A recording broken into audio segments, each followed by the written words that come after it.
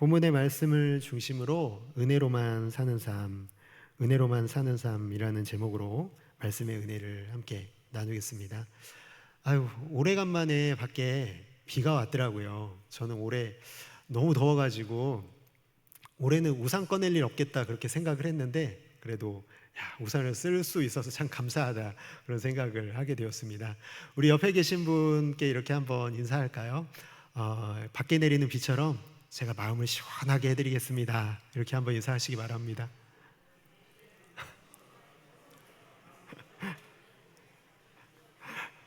여러분 시원하신가요? 네, 아이고. 우리 한 번만 더 인사할까요? 제가 밖에 내리는 비처럼 마음을 시원하게 해드리겠습니다 하고 다시 한번 인사하시기 바랍니다. 네, 아이고 참 감사합니다. 여러분 여름이 되면은 좀 뭐가 기다려지세요? 예? 뭐가 기다려진다고요? 방학. 아직도 방학이 있나요? 구역 방학? 예. 예. 우리 장로님 휴가 기다리시지 않으세요? 우리 장로님만 저랑 장로님만 기다리시나요? 여러분 진짜 너무하시네요. 저 되게 믿음 없는 사람인 것처럼 휴가나 기다리고 있는 사람인 것 같이. 여러분 휴가 안 기다려지십니까? 저만 그렇군요. 알겠습니다. 매년 좀 어디로 좀 가지를 못하니까 사실 저도 이제 목사지만 휴가가 기다려지더라고요. 근데 이제 휴가 때 근데 막상 또 여행지로 떠나서 좀 오래 집을 비우게 되면 한 이틀이나 3일 지나면 그런 생각 들어요. 집이 최고다. 빨리 집에 가고 싶다. 이런 생각이 듭니다. 네, 그렇죠. 여러분 여행지가 아무리 좋아도요, 아무리 호텔에서 자든 뭘 하든 집보다 편한 곳은 없는 것 같아요. 그래서 오늘 참 우리가 좀 생각해 봐야 될 것은, 우리가 정말 감사한 것은 돌아갈 집이 있다는 거, 그게 정말 감사한 것 같습니다. 얼마나 감사하게 되냐면, 여러분 이렇게 한번 가정해 보실까요? 만약에 여행을 떠났는데 돌아갈 집이 없다고 생각을 해보세요. 그 여행 어떨까요, 여러분? 걱정과 근심이 가득한 여행길이 되겠죠. 아니, 돌아갈 집이 없는데 여행이 끝나지를 않는 거예요. 계속 여행이죠. 그건 더 이상 여행이 아니라요, 정말 이건 뭐라고 표현을 할까요? 이제 더 이상 아무런 즐거움이 없는 그런 여행이 되지 않겠습니까? 여행이 즐거운 이유는 돌아갈 집이 있기 때문에 그렇다는 것이죠. 야곱도 그랬을 것입니다. 혹시 죽을까봐 형을 피해서 달아났잖아요. 지금 형을 피해서 외삼촌 라반의 집으로 도피했지만 벌써 20년의 시간이 흐른 거예요. 여기서 20년의 시간을 하란에서 보낸 것이죠. 사실 그런데 야곱은 이 하란 땅에서 생을 마감해서는 안 됩니다. 왜냐하면 여러분 기억하실지 모르겠지만 야곱이 형을 피해서 도망가다가 베델에서 녹숙을 하잖아요. 돌베개를 베고 잠을 자고 있을 때 그때 하나님이 나타나셔서 꿈을 꾸는데, 그 꿈에 어떤 내용이었죠? 그 꿈이 창세기 28장 14절과 15절의 말씀인데 이렇게 되어 있습니다. 내 자손이 땅의 티끌같이 되어 내가 서쪽과 동쪽과 북쪽과 남쪽으로 퍼져 나갈지며 땅의 모든 족속이 너와 내 자손으로 말미암아 복을 받으리라. 내가 너와 함께 있어 내가 어디로 가든지 너를 지키며 너를 이끌어 이 땅으로 돌아오게 할지라. 내가 네게 허락한 것을 다 이루기까지 나를 떠나지 아니하리라 하신지라. 아멘. 이거 여러분 기억하시죠? 야곱에게 주신 이 말씀은 할아버지인 아브라함에게도 주셨고 이삭에게도 주신 약속의 말씀 아닙니까? 너는 내 자손으로 말미암아 땅의 모든 족속이 복을 받을 것이다.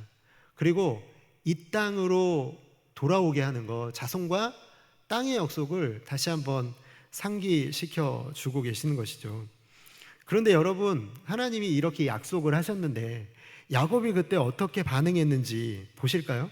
창세기 28장 20절 21절 같이 한번 읽어볼까요? 자, 시작. 야곱이 서원하여 이르되 하나님이 나와 함께 계셔서 내가 가는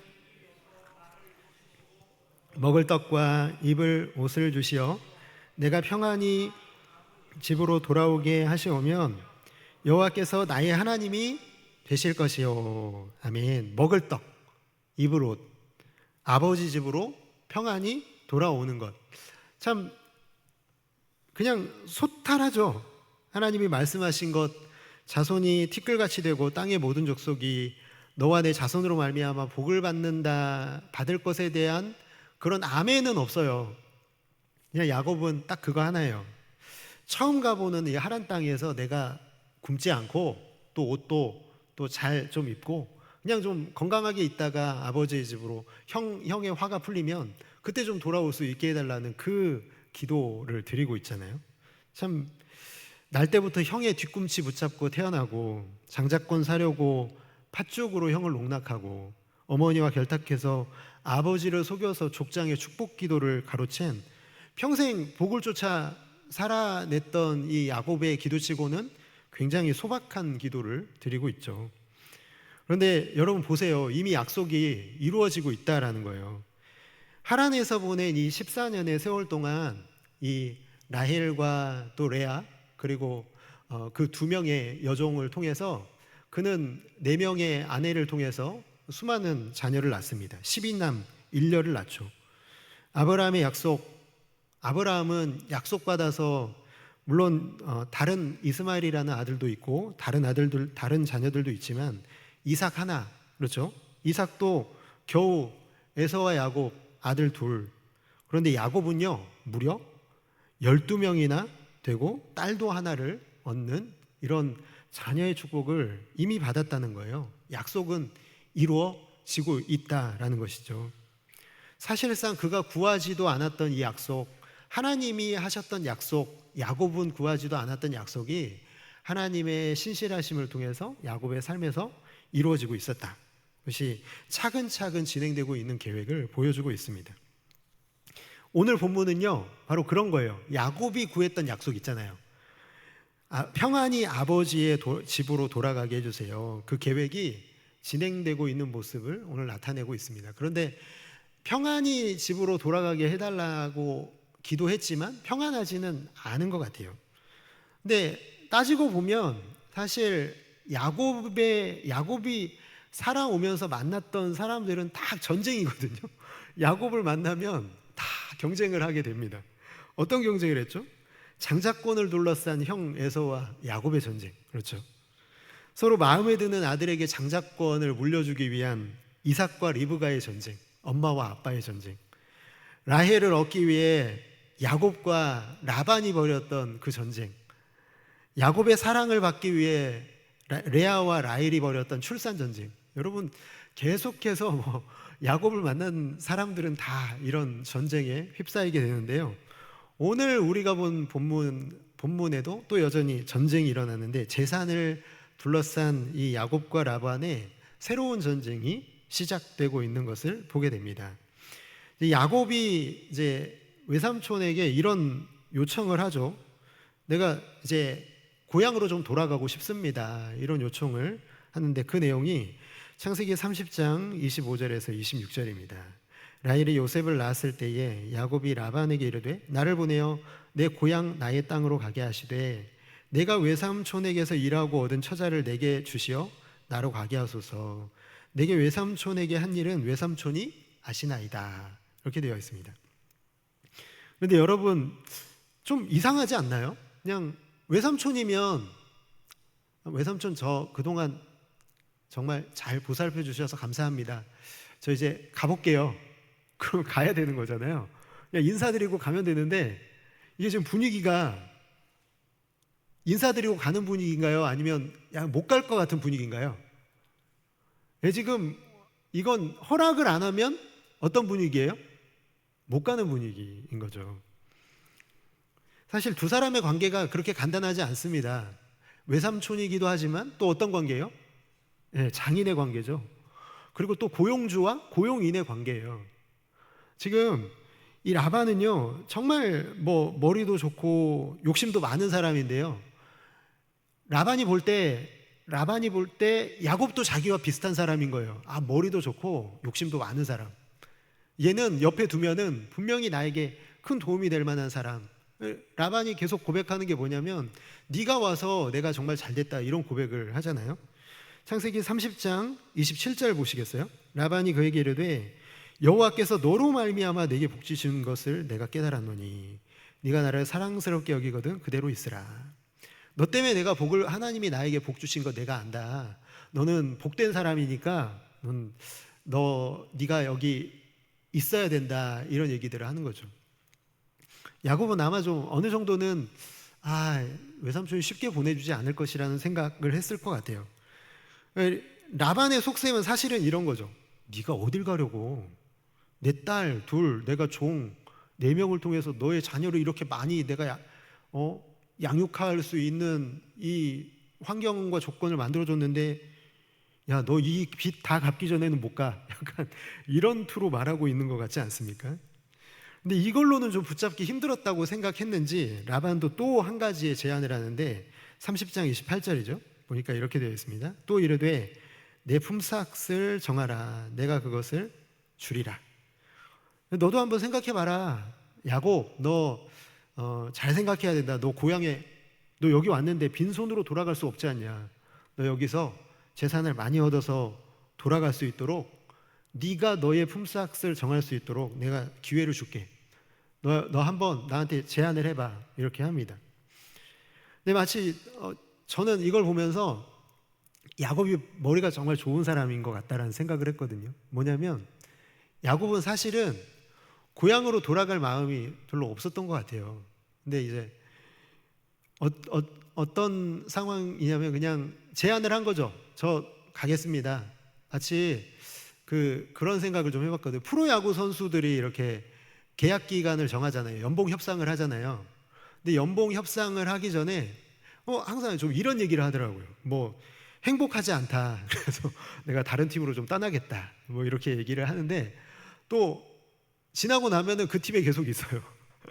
왜 그러냐면 연봉 협상에서 이게 무슨 얘기냐면 유리한 위치를 점하기 위해서 이런 얘기들을 하는 거죠. 나 행복하지 않습니다. 나 떠나고 싶습니다. 좀 이런 얘기는 뭐 팬들에게 미움도 받지 않고 또 연봉 협상도 잘하기 위해서 이런 얘기들을 하는 거죠. 오늘 야곱도 좀 그런 방식으로 이런 협상을 하고 있는 것 같아요.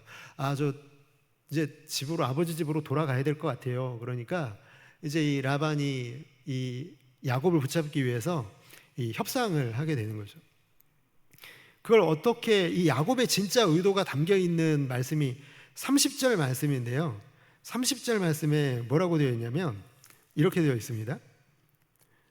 내가 오기 전에는 외삼촌의 소유가 적더니 번성하여 때를 이루었으니 내 발이 이르는 곳마다 여호와께서 외삼촌에게 복을 주셨나이다. 그러나 뒤에가 중요하죠. 나는 언제나 내 집을 세우리이까.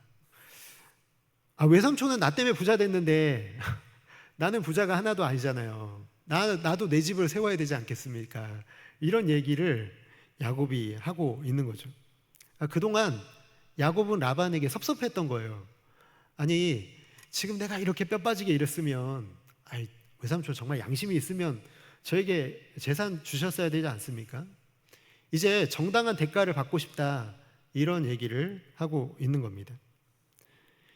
그런데 여기서 이제 사실은 그런 거죠. 정상적인 방법으로는 이 외삼촌 라반 보통 사람이 아니에요. 분명히 품삯을 정해도요, 분명히 또 속여서 뭔가 이렇게 일을 꾸며서 안 줄 사람인 거예요. 야곱이 그래서 정말 파격적이지만 아주 위험한 제안을 하거든요. 어떤 제안인지 한번 볼까요? 창세기 30장 야곱이 30장 35절에 보니까 그날에 그가 수렴소 중 얼룩무늬 있는 것과 점 있는 것을 가리고 암염소 중 흰바탕이 아롱질 것과 점이 있는 것을 가리고 양 중에 검은 것들을 가려 자기 아들들의 손에 맡기고. 외삼촌이 이렇게 했다는 거예요. 이 얘기를 보면 우리가 추측할 수가 있죠. 그러니까 야곱이 구한 건 이런 얘네들을 얘네들을 낳으면 내가 이제 점 있는 것, 얼룩무늬 있는 것, 아롱진 것이 나오면은 내가 그 양과 염소로 소유하겠다 했는데, 라반이 어떻게 한 거예요? 진짜 나쁜 외삼촌이죠. 자기 아들들한테 아롱진 것, 점 있는 것, 얼룩무늬 있는 것 다 맡겨버린 거예요. 그러니까 지금 야곱이 맡고 있는 양과 염소는 어떤 것들만 남았냐면 흰 애들만 남은 거예요. 하얀 애들. 그러니까 점도 없고 아롱진 것도 없고, 그러니까 이런 애들만, 이런 양과 염소만 남아 있다고 한다면, 여러분 이 양들이, 이 염소들이 새끼를 낳으면 어떤 것들이 나오겠어요? 당연히 뭐 아롱진 것 안 나오죠. 점 있는 것 안 나오죠. 그냥 이 라반은요, 어떻게 해서든지 이 야곱에게 약속한 것을 주지 않기 위해서 꾀를 부리고 있는 것이죠.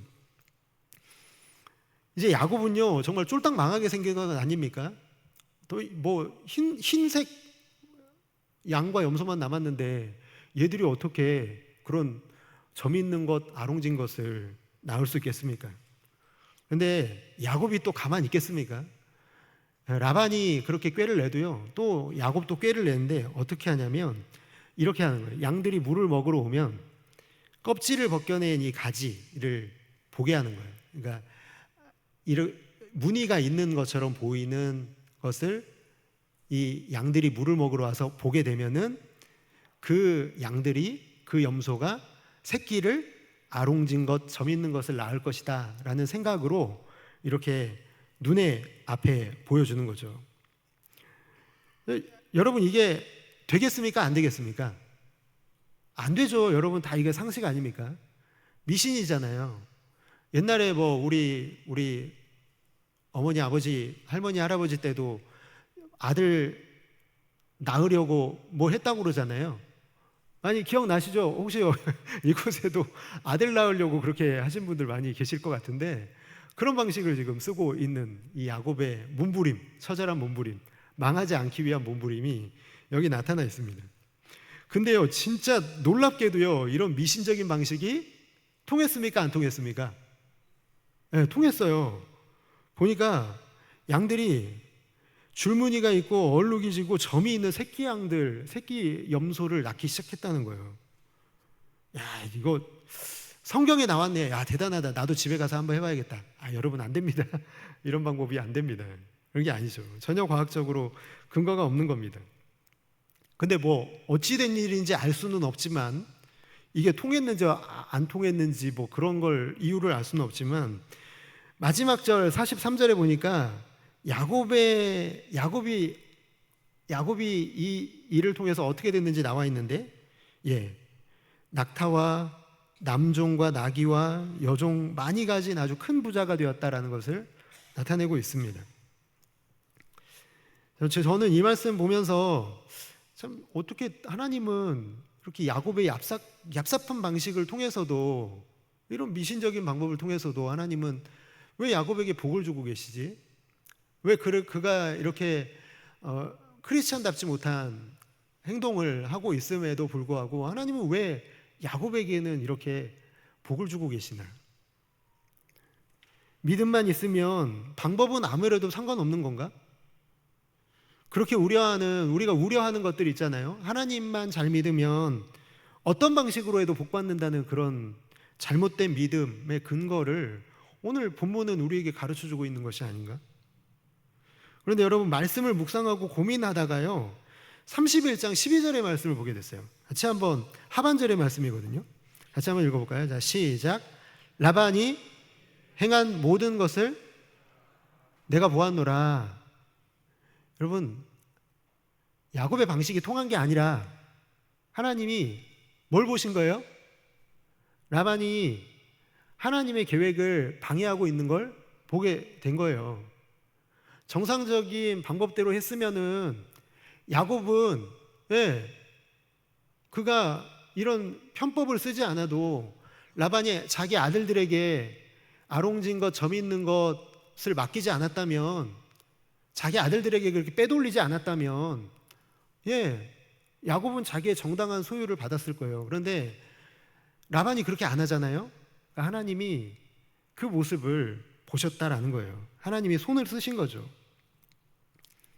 무슨 말이냐면 여러분, 가만 놔둬도요, 양들이 아롱진 것과 점 있는 것과 줄무늬 있는 양들을 낳았을 텐데, 라반의 그 편법을 하나님이 보셨다라는 사실을 야곱은 모르기 때문에 야곱이 헛된 노력을 하고 있었다라는 거예요.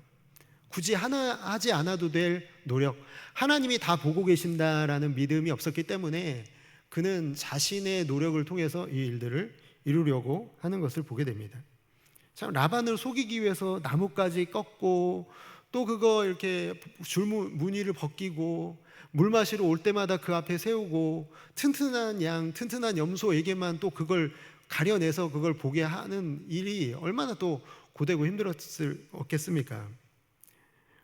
그런데 그렇게 애쓴 수고가요, 결국에는 외삼촌 라반의 소유를 속여서 빼앗은 것처럼 돼버렸잖아요. 하나님이 하시면 문제가 없는데 인간의 편법으로 하게 되면요, 항상 문제가 생깁니다. 이게 얼마나 안타까운 일인지 모릅니다. 야곱은 여러분 보시는 것처럼 그의 삶은 늘 하나님을 잘 섬기고 하나님의 방법대로 사는 사람은 아니었던 것 같아요. 정직한 크리스찬도 아니고, 야곱은 그의 이름 뜻 그대로 속이는 자, 세상적인 방법으로 살아가는 사람이죠. 그런데 이런 모습이 사실은 우리의 모습과 너무 닮아있지 않느냐는 생각이 듭니다. 야곱을 우리가 욕할 수 있는 입장과 처지가 아니죠. 오늘 하나님께서는 아등바등 세상과 타협하면서 살고 있는 우리의 모습을 야곱이라는 인물에게 우리의 모습을 투사해서 보여주고 계시는 거예요. 우리가 노력해서 얻는 것으로 사는 게 아니라 하나님께서는 내가 너에게 주는 은혜로 사는 삶이 너에게는 훨씬 행복한 거야 라는 걸 오늘 말씀을 통해서 우리에게 가르쳐 주고 계신 것입니다. 우리는 때로는 그렇게 생각하잖아요. 꽝 잡는 게 매라고, 비윤리적인 방법으로 재물을 얻고 그것이 하나님의 축복이라고 말하는 그런 성숙하지 않은 모습이 우리에게 있지 않습니까? 세상 사람들하고 똑같은 방법으로, 부정한 방법으로 얻은 것들을 가지고 하나님이 나에게 축복 주셨다고 그렇게 자랑스럽게 얘기하는 그런 모습들이 우리에게도 있지 않느냐는 것입니다. 하나님은 오늘 야곱을 통해서 우리에게 그걸 고발하고 계시는 거예요. 네가 그렇게 애쓰지 않아도 나는 은혜로 너를 살게 하고 있는데 너는 은혜가 아니라 여전히 너의 힘으로 살고 있지 않냐.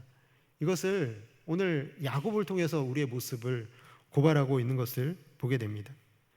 그렇게 세상과 타협해서 살고 있는 우리가 땅의 모든 민족이 너와 내 자손으로 인하여 복을 받을 것이라는 약속이 우리의 삶 속에서는 전혀 귀 기울여 들을 만한 가치가 없어서 그렇게 우리의 삶은 세상을 쫓아가고 있는 것은 아닌지 생각해 보게 됩니다.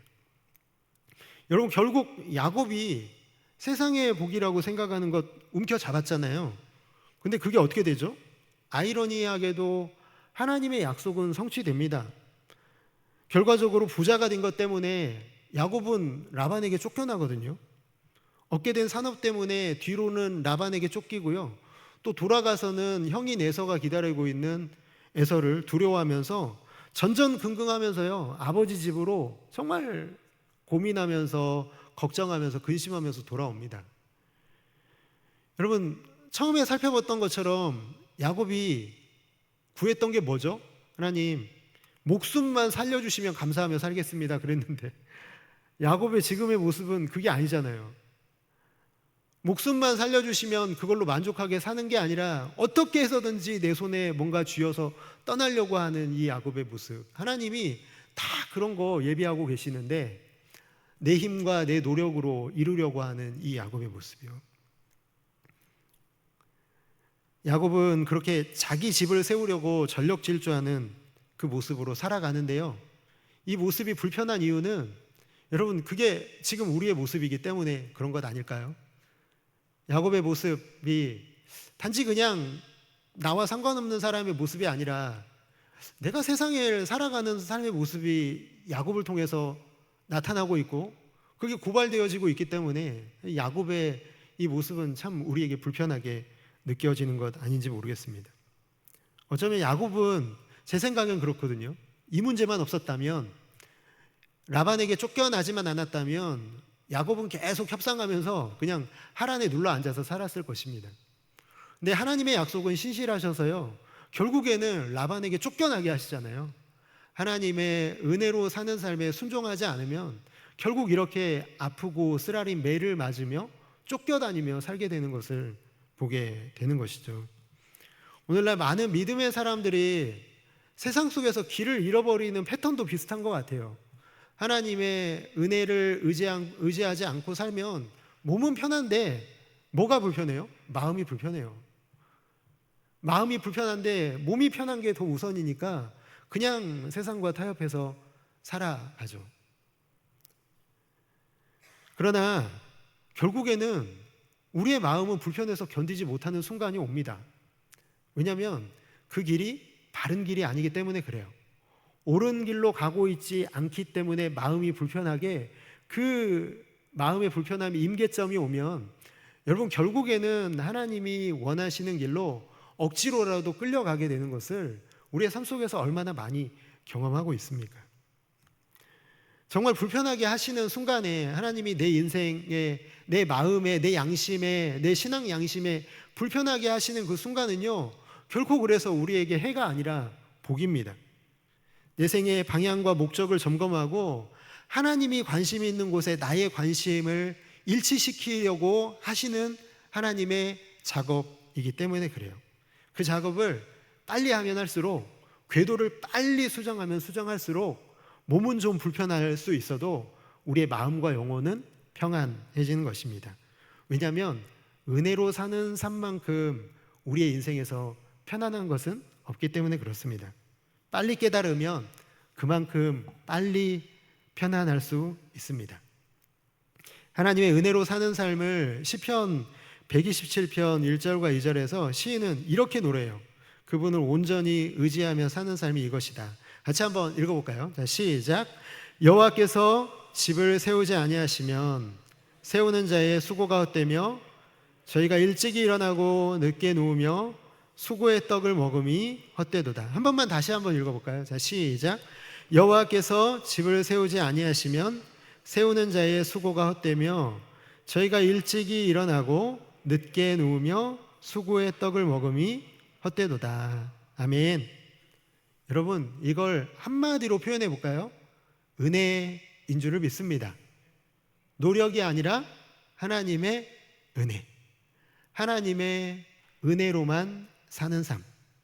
내가 노력해서 먹고 산다고 생각하는 그 착각에서 벗어나서 하나님이 나에게 주신 모든 것들이 은혜인 줄을 알고 하나님의 뜻에 순종하며 사는 사람들은 바로 이 은혜를 내 삶 속에서 평안으로 누리게 된다는 것을 오늘 시편 기자는 우리에게 말씀하고 있습니다. 하나님이 은혜로 세우는 일들을 여러분 절대로 막을 수가 없습니다. 우리는 하나님이 은혜로 행하시는 일들을 막아서면 우리 불편해져요. 하나님이 은혜로 행하시는 일들을 우리가 막지 않으면 우리의 영혼은 평안해지는 것입니다. 우리 하나님께서 우리에게 원하시는 건 단 하나예요. 너는 은혜로 사는 것을 꼭 기억해라. 사랑하는 성도 여러분, 은혜로 살고 있음을 기억하시기를 주님의 이름으로 축복합니다. 내 힘으로 사는 게 아니라, 내 힘으로 먹고 사는 게 아니라 하나님이 은혜로 나를 살려주고 계신다. 이 사실을 꼭 기억하셔서 내가 살아가는 모든 삶 속에서 하나님이 원하시는 것들 이루며 살겠습니다. 하나님, 저에게 의롭게 사는 모습을 보길 원하십니까? 아멘. 의롭게 살겠습니다. 야곱처럼 속이며 살지 않겠습니다. 세상 사람들처럼 다른 사람 속이면서 내 것을 축제하지 않겠습니다. 정직하고 바르게 하나님이 기뻐하시는 삶을 살겠습니다. 악을 악으로 갚는 사람이 아니라, 이에는 이로 갚는 사람이 아니라 하나님, 그렇게 나에게 손해를 끼치는 사람에게도 하나님의 사랑으로 보답하며 살아가겠습니다. 원수까지도 살아가는 삶을 살아가겠습니다. 이것이 바로 은혜로 사는 사람들의 자세인 줄을 믿습니다. 오늘 그 결단이 오늘 이곳에 있는 모든 성도 여러분들의 마음 가운데 내려져서 하나님이 정말 기뻐하시는 그 길을 은혜로 살아가시는 아름답고 귀한 모든 성도 여러분들 다 되시기를 주님의 이름으로 축복합니다.